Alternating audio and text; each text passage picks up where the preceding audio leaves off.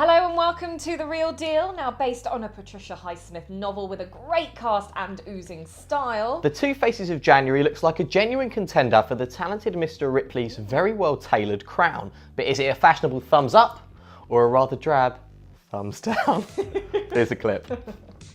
It's all over the news. You have to turn yourself in. They'll arrest you as an accomplice. Guess you must have thought of that, or you would have gone to the cops.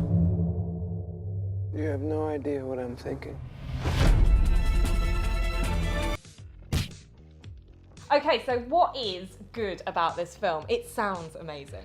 The thing about this film, and this is slightly concerning in itself, its best aspect is the way it looks. Yeah. I think that's what drew me into it. The cinematography, the way it's shot, it looks incredible. Locations out in the Med, it makes me think, I just want to go and live in some sort of Greek fishing village. But what year, what decade is it set in? It's set in the 1950s. Right, so the 50s, glamour, style, like, I'm so glad that it plays up to that, because any girl out there will probably just fall in love with this film just for that. Absolutely. The locations look amazing.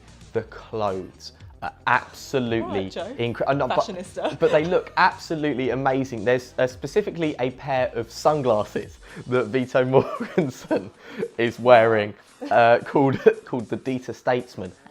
Do you like the Dita Statesman? Grab a pair. I'm joking. Other sunglasses are available. They won't look as cool though. And the whole film looks amazing. And there's actually an interesting theme where Viggo Mortensen has this beautiful linen suit that's it's pressed and looks very glamorous at the start, and it gets more drab and more threadbare as the film goes on. And Is this a metaphor for his life? It's a metaphor for his life descending into chaos. And that's what's great about it, the fact that it looks really good, and it does reach a fever pitch of paranoia and intrigue. Unfortunately, it doesn't quite live up to that the whole way through. Oh, what a shame. Okay, so we've heard the good, which is mainly that it's a great fashion film. Brilliant. Karl Lagerfeld would be so happy. Yep. But in terms of what is bad about this film, well, I tell you what, the thing that's bad about it is, as I said, it reaches this fever pitch, and I was sitting there thinking, oh, this is so exciting. Just like in The Talented Mr. Ripley, you're like, wow, this is like edge of your seat stuff. And then it becomes quite pedestrian, and it sort of just descends into a film where it felt like, okay, we've got to this point, we can't possibly keep this pace up. We know it's not The Talented Mr. Ripley. And I think going up against a classic like that, and it is a classic movie, is always going to draw negative comparisons unless it's a stunning film in its own right, and it's not different enough to be considered separately. So it can't quite maintain the pace throughout. That's not to say it's not an interesting film, but in comparison to the other Patricia Highsmith novel adaptation, it's just not quite there, and that's the unfortunate problem. Such a shame.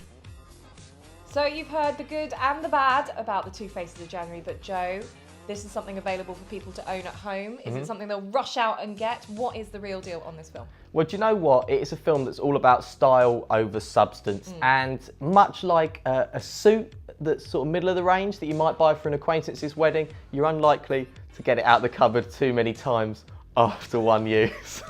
Like I did there. Yeah, really like what you did there. I mean, it's well acted, great performances, and certainly a great cast. Viggo Mortensen is the standout performance in it, certainly. And it's nice to see Kirsten Dunst. I love Kirsten Dunst. in something that's not sort of really saccharine and annoying.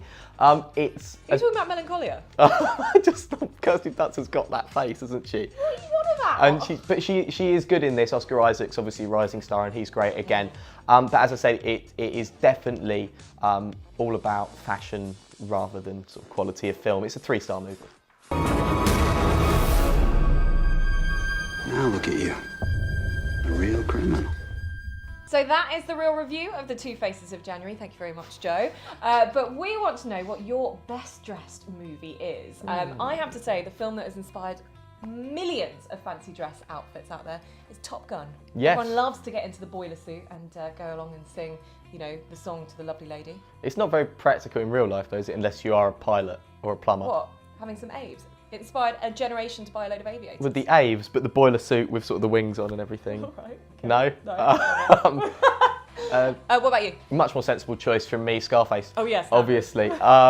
Hawaiian shirts galore. I like a Hawaiian shirt, and I like a pair of tight slacks. as anyone who's ever seen my holiday snaps will know. But did we get it right?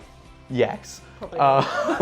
If you think any different, comment below, let us know at The Real Film Show on Twitter, jump on the Facebook page, or you can check out The Real Deal on film.com to see all our other great content as well. See ya.